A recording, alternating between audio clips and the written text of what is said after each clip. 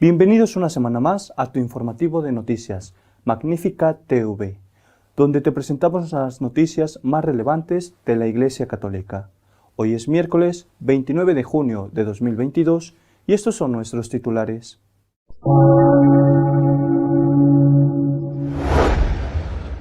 El Papa Juan Pablo I será beatificado en septiembre, según ha anunciado el Vaticano. El milagro se confirmó en octubre del año pasado.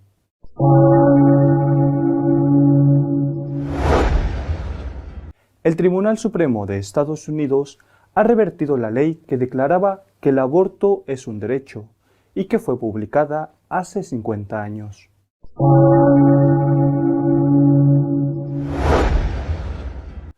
Tras conocerse que el aborto deja de ser un derecho en Estados Unidos, se han producido duras críticas contra la sentencia del Tribunal Supremo norteamericano.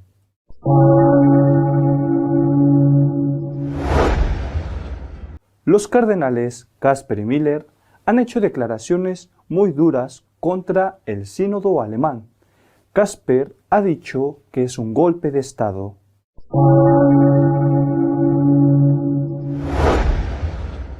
Ha sido interrumpido por el Vaticano el proceso electoral para elegir nuevo gobierno en el movimiento Iglesia, Comunión y Liberación.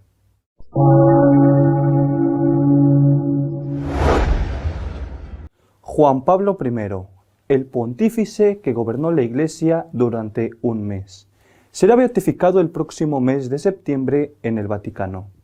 Según el programa de verano del Papa Francisco, publicado el pasado jueves, el Santo Padre desea beatificar a Juan Pablo I el 4 de septiembre. En el pasado mes de octubre, Francisco reconoció oficialmente un milagro de 2011 realizado por el Papa de los 33 días.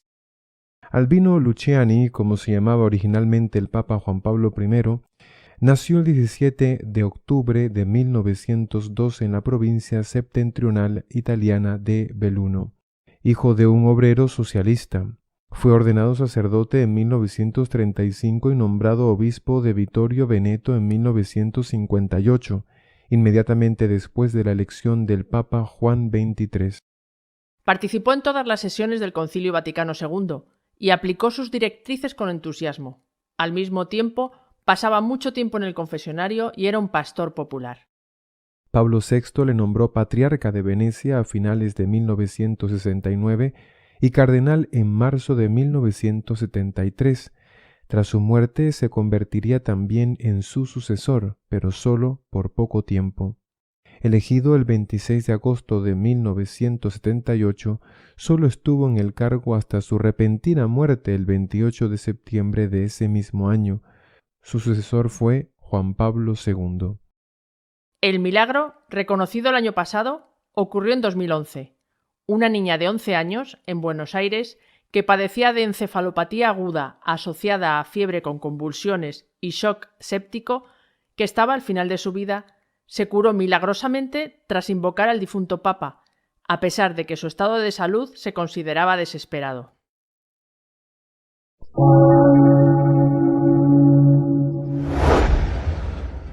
En Estados Unidos, el aborto ya no es un derecho.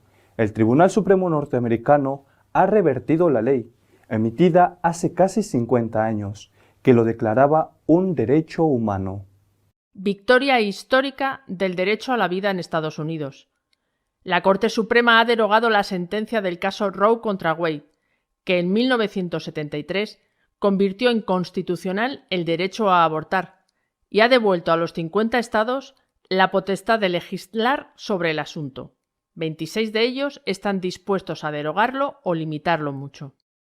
La Corte Suprema de Estados Unidos finalmente emitió su fallo, confirmando la prohibición del aborto de 15 semanas de Mississippi, anulando Roe vs. Wade y otorgando a la causa provida su victoria más importante desde que Roe permitió el aborto en todo el país en 1973. El juez Samuel Alito emitió la opinión de la Corte, a la que se unieron los jueces John Roberts, Clarence Thomas, Neil Gorsuch, Brett Kavanaugh y Amy Coney Barrett.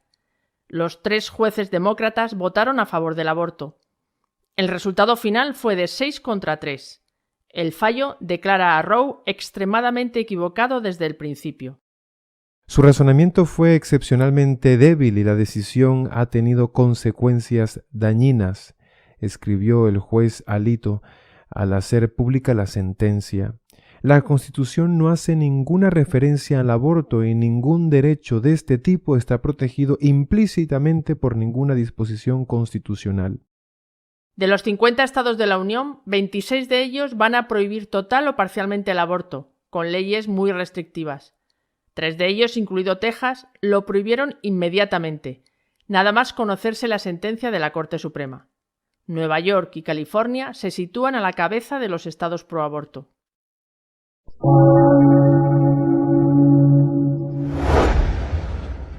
Como era de esperar, los abortistas han reaccionado con agresividad a la exclusión en Estados Unidos del aborto del catálogo de los derechos humanos. Las críticas a la sentencia del Supremo norteamericano han sido inmediatas. Las organizaciones abortistas de Estados Unidos y de otros países han reaccionado con dureza a la sentencia y en muchos sitios se han producido manifestaciones y ataques a centros pro vida. Entre los más duros contra el Tribunal Supremo de su propio país está el presidente Joe Biden. Católico y, según él, buen católico practicante, aseguró que ha sido un día triste para el país porque la vida y la salud de las mujeres están en peligro. Calificó la sentencia de error trágico, fruto de una ideología extremista.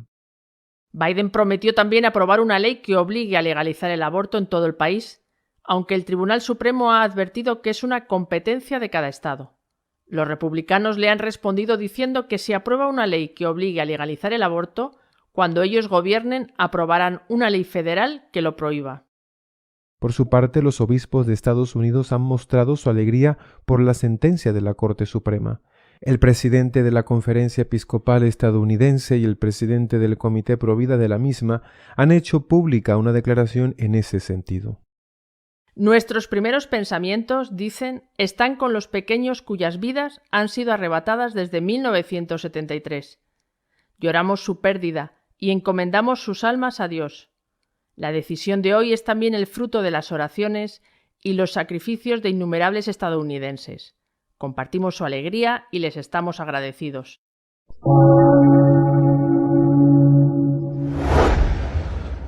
Los cardenales Casper y Miller se han manifestado contra el sínodo de su país. Casper ha llegado incluso a decir que se trata de un golpe de Estado.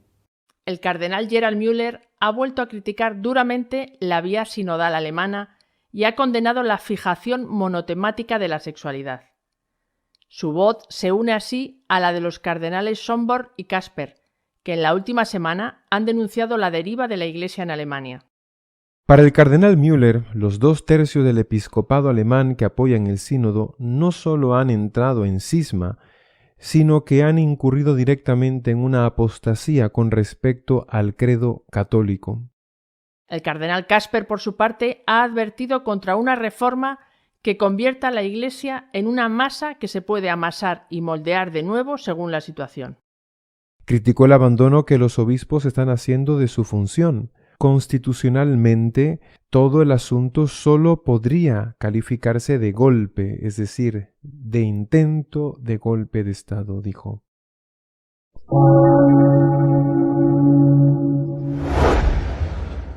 El cardenal Farrell ha decidido interrumpir el proceso electoral para elegir un nuevo gobierno en comunión y liberación y ha nombrado un presidente por 5 años.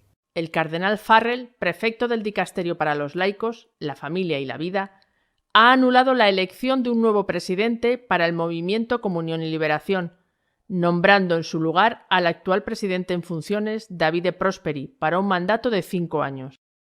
El cardenal Kevin Farrell ha escrito a Prosperi, instando a poner fin a la amplia disensión entre sus miembros más veteranos, que al parecer se han opuesto a las intervenciones del Vaticano en el gobierno del movimiento. Farrell, prefecto del Dicasterio para los Laicos, la Familia y la Vida, escribió a Davide Prosperi el 10 de junio, dando una reprimenda punzante a miembros influyentes no identificados, de los que el cardenal dijo que estaban promoviendo una falsa doctrina en relación con el gobierno y el carisma del movimiento. La carta del cardenal enumera una serie de graves acusaciones contra los dirigentes del movimiento, incluida la de resistencia concertada a la supervisión del Vaticano.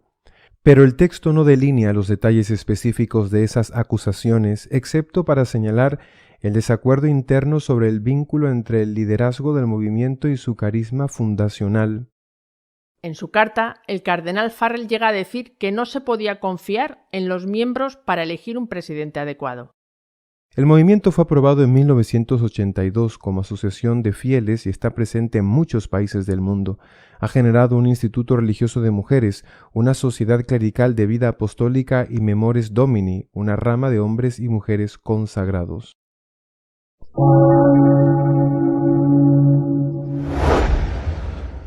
Nuestro editorial de esta semana está dedicado a comentar las críticas de los cardenales Kasper y Miller al sínodo alemán.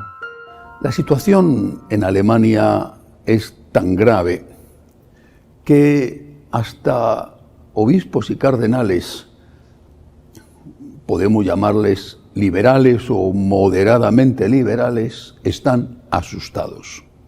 Ya no son solo los obispos y cardenales conservadores, los obispos incluso vecinos a Alemania, los que han advertido a sus colegas sobre la gravedad del llamado sínodo alemán, a dónde puede conducir a la Iglesia Católica en Alemania, sino que personajes, repito, al menos moderadamente liberales y que incluso apoyaron en su momento que los divorciados vueltos a casar podían comulgar según las circunstancias, bueno, pues hasta ellos están asustados.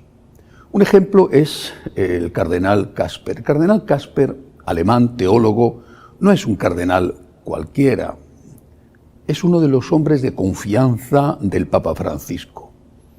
Al principio de su pontificado, el Papa Francisco se refirió a él de la manera más elogiosa posible.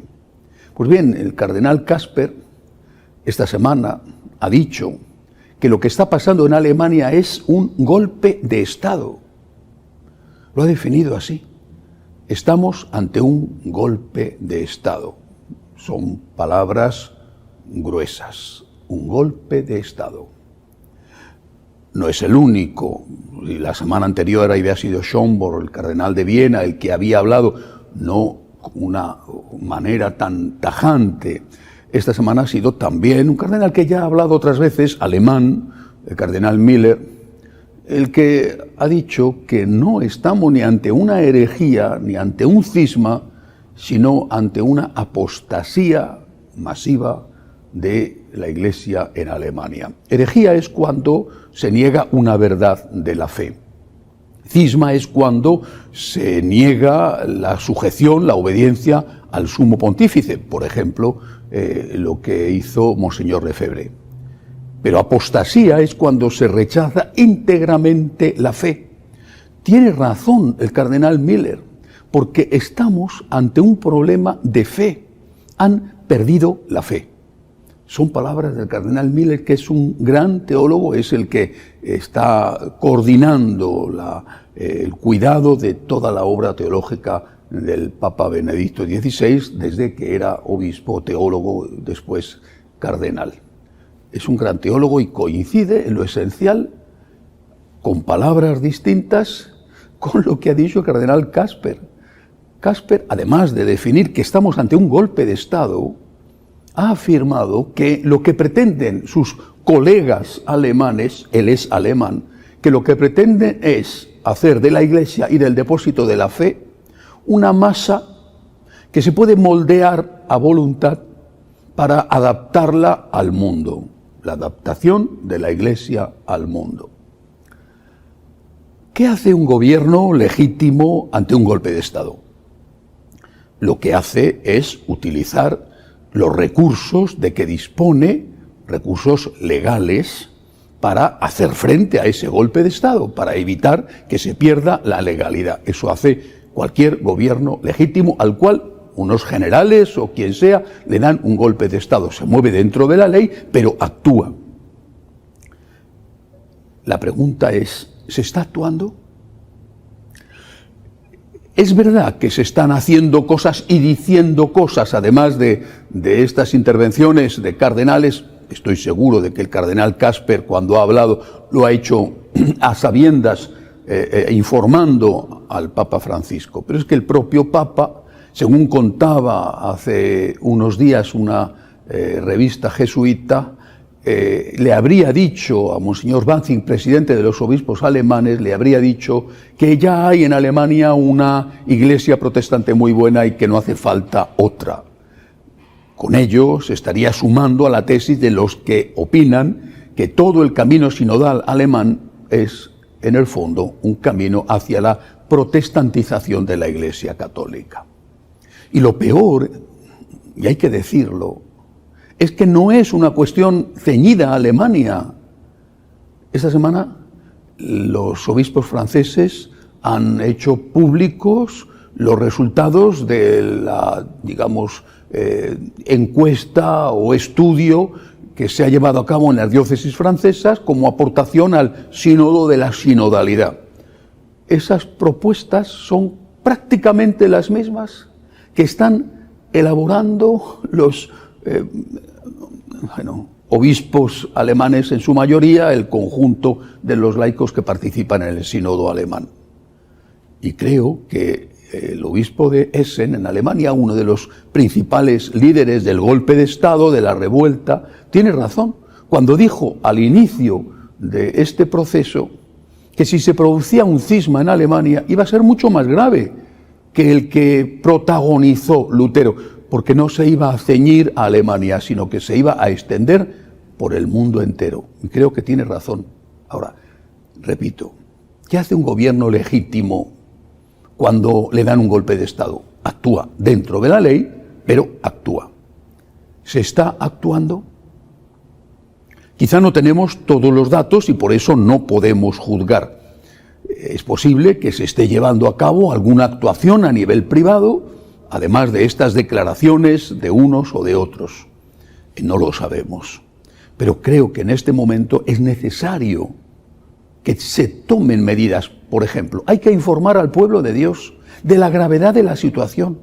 Apenas somos unos cuantos que podemos parecer unos chalados o unos obsesionados los que hablamos de este tema. Bueno, menos mal que cada vez se suman más personas prestigiosas. Repito, estoy citando a cardenales que no son cualquier cosa.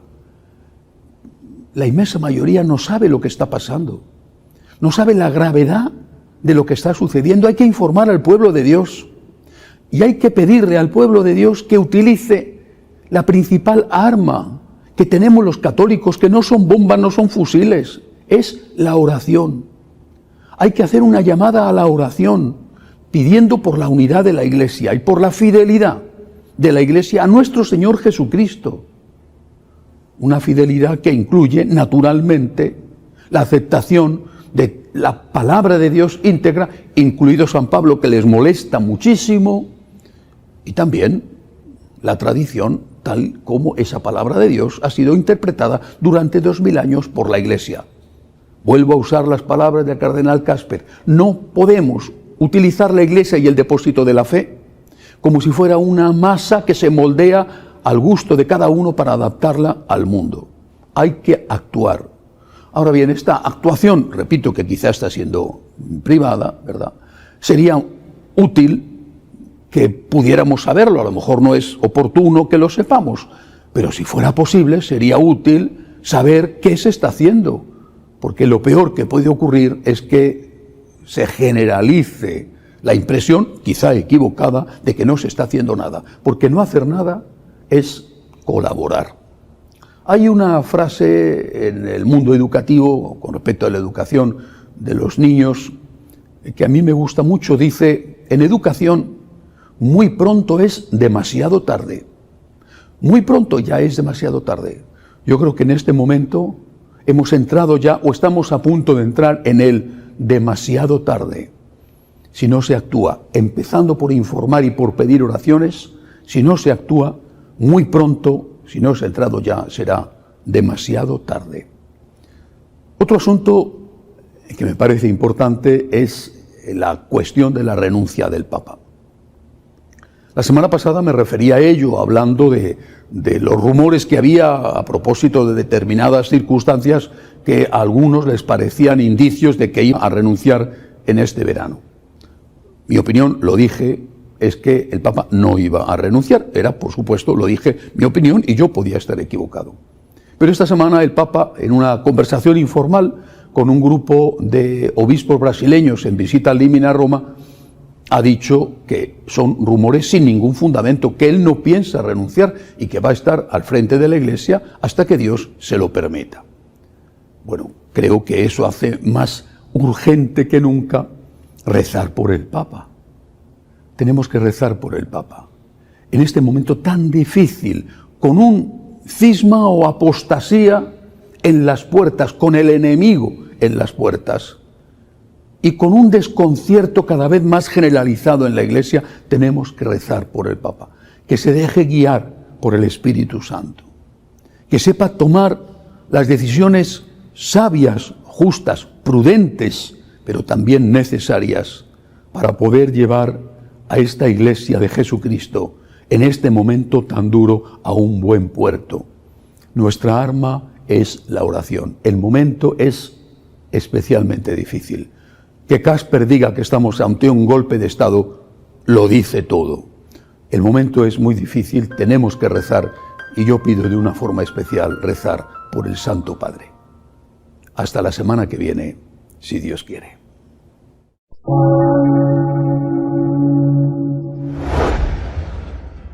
Si deseas estar al día de lo que va sucediendo en la Iglesia, puedes hacerlo en nuestra página web de noticias www.católicosonline.org.